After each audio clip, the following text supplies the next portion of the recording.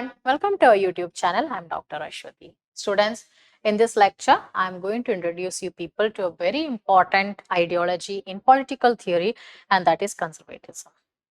We often hear from people, they say that that person is very conservative, this person is very conservative. So we often kind of try to link it with that of very, let's say that rigidity or customary things, or like we call them in a very other way that is traditional, right? So how did it emerge in Europe? So nothing happens in vacuum, right? There must be some political reasons, some economic reasons or social reasons that leads to its emergence. So here we have the first point, that is it emerged in the 18th century Europe. Again, this ideology also emerged in Europe and it left a very deep imprint, and in today's time also it is a very significant one. Some people actually call themselves as liberal conservatives. So often we say that okay, liberal word is there, so that person must be liberal. No. Conservatism nowadays, it is more associated with other ideologies, but conservatism in itself has certain basic tenets. But let's understand that how did they emerge?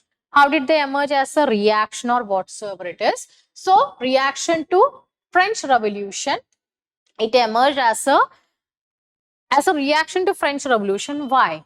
It was because, as I mentioned in my last class also, that French Revolution was a kind of a what we say a third estate revolution, or like in French society, there were three estates. The first estate, they belong to the clergy. The second estate, nobility. And the third estate, the agriculture, pastoralists, the business people, artisans, intellectuals, all they were part of the third estate. And why third estate is important? Because the third estate only paid the taxes.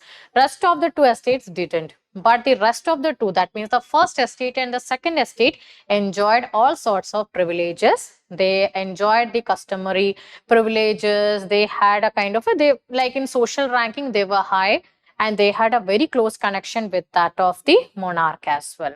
So here you can see that there was a distinction between there were like classes also, even in the sort of parliament system which was there. The first two estates could sit, but the third estate had to stand there. So there was a kind of a problem in France during that time, and that was with reference to the rising price of the bread. And the third estate people, the working class population, they started agitating, and obviously the monarch and the first two estate did not listen to them. Automatically, people made the biggest revolution and various things happened. But yes, for France, it was just the beginning of the chaos. It had led to severe other problems as well in the coming decades. So obviously, conservatism emerged as a reaction to the French Revolution. Obviously, it questioned, or we can say the conservatives were highly tensed by the fact, or they were irritated by the fact that now the people at the bottom or the base were raising their voice against the traditional institutions. Rapid economic changes owing to industrialization, technological innovation, scientific explorations, various things were happening, as well as the emergence of various ideologies. Strictly conservatives were against the ideologies. If someone asks you a question, how do you explain the conservative, the basic line is that they don't believe in rights, rather they speak in terms of, or they speak about the obligations and the duties. So here you can see that liberalism, obviously it spoke about what? The atomistic individualism. Socialism, it spoke about bringing the people together, collectivism. Nationalism, here also, like nationalism in itself is not something that we can say that there is a universal principle, but yes, people were actually becoming more and more significant during this time. Like they were becoming part of the nations. Like okay, many countries were also trying to separate themselves from the big monarchies or absolute monarchies. They were also demanding for the independence as well as for their own self-identity, or we can say that external self-determination calls were very high during this time. So automatically the conservatives thought that when there are certain institutions which are there for the time immemorial. Now when people are actually conflicting or they are raising the voice, automatically it is going to like disturb the status quo. When we look at the basic tenets, the conservatives, they defended the traditional social order, convention and the culture. They favored maintenance of the status quo. It means that whatever is happening for the past many centuries, let it happen again. It should not be disturbed. To them, tradition serves the necessity of the social cohesion.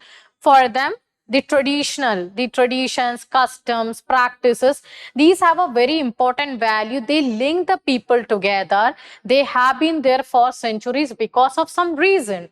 So it should not be disturbed. And they also mention that any sudden change can cause chaos. It means that any slight change in the institutional setup can actually send shock waves, and it is going to disturb the whole balance in the society.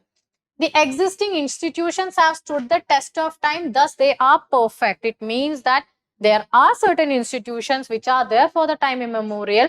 They should not be disturbed. They should not be they should not be, there should not be any sort of reforms because they have stood the test of time.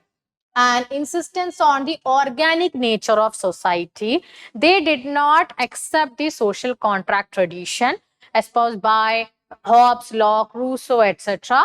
They were actually strictly against the social contract tradition. To them, they said that it is the organic nature of the state. It is an evolutionary state. It is something, a kind of a, you can actually equate it with like that of a human body or an organic nature. Like each and every element in a state is actually important, and in society also you cannot disturb them. Just like the rise of the third estate was considered to be one of the most distressful thing that can actually dismantle the foundation of the society itself. That was the idea. Now here they propounded the belief in human perfection. Now you may ask me that why did they say so? They were against the liberal view of reason. If you look at all the liberal thinkers, they said that human beings are rational beings. They have, they spoke about the human perfection. They said, even if we look at the socialism also, they also wanted the people to come together. In space of competition, there should be cooperation. But in every sense, we find a positive attitude towards, or we can say, the positive attitude about the human beings, that they are capable, they are skillful. If they are allowed to develop their skills, then they can do wonders. This was the basic idea of the liberalism or socialism, or even the Marxism also. When we look at the theory of alienation also, it has also tried to show that if when people are working under the capitalist system, how people suffer, like the 4 stages of alienation. But in every sense, we see that these all ideologies try to tell us that yes, it is a fact that human beings are perfect in themselves. If given a chance, if given an opportunity, then they can do wonders. Now here, for them, they criticize the reform and revolution. They've supported gradualism. They are not in favor of any sort of revolution. Secondly, human intellect as limited. According to conservatives, they believe that human intellect is highly limited. Non-ideological. They always had a non-ideological stand. For them, these ideologies has the potential to disturb that balance which is already there in the society, and pragmatism to govern the relationship between the state and the individual. So they thought that the non-ideological stand in itself is going to disturb that cardinal link between the state and the individual. And for, like, let's say that in contemporary times, the conservatives, like in contemporary times in the 20th or 21st century, let's say that, let's like bring them together. Like conservatives in today's time, they are known by the names like libertarians and new right thinkers as well. But new right thinkers, they have made some changes because of the conservatism could not stand for a very long time because of its traditional way of thinking. So it had to pave way for the new right type of ideology or libertarians. Or let's say that during the modern liberalism period itself, it came to question the conservatives, and automatically in the modern liberalism period we have seen the emergence of an idea called the welfare state. We have the Keynesian economics is also there, but yes, by the 60s itself the Keynesian economics started getting questions from the libertarians, or let's say the new right thinkers, especially like Hayek, Friedman, that Milton. Then after we have Nozick and various other thinkers actually came to question these modern liberals, and we have the idea of new right. So what is new right basically, or we can say that the contemporary form of the conservative idea, that is a mix of laissez-faire economics. It means that promotion of the private enterprises at the one stand, but at the same time conservative social philosophy. It means that it is a mix up. So here you can see that what the old conservatives did not believe in, nowadays the current or contemporary conservatives, like in the form of even neoliberalism, new right, they all actually have, like we can say that they overlap each other. Okay, now moving to my next segment, and that is the thinkers and the books.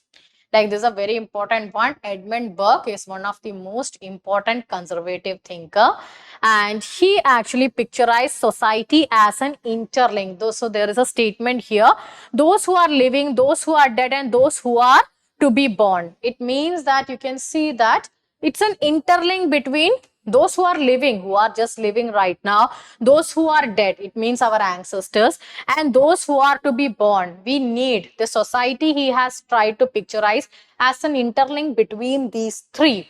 It means that those who are currently living, they have to take the what we say moral values from that of their ancestors, and they have to impart the same for those who are yet to be born. It means that there is a kind of a link between the past, present, and future. So it means that you have to maintain that hierarchy, you have to maintain that conservative society, then only you can realize about a balance in the system.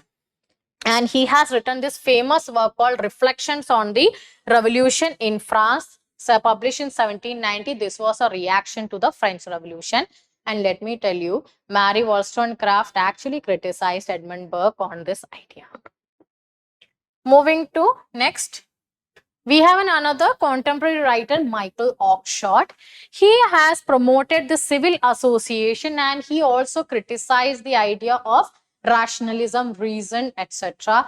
For him, it still exists. He has actually questioned the nature of the knowledge, the technical knowledge, the rational knowledge, etc. that he has tried to understand. Like, he has tried to portray that like they are different ways to understand rationalism, and he is against that universal ideas as well.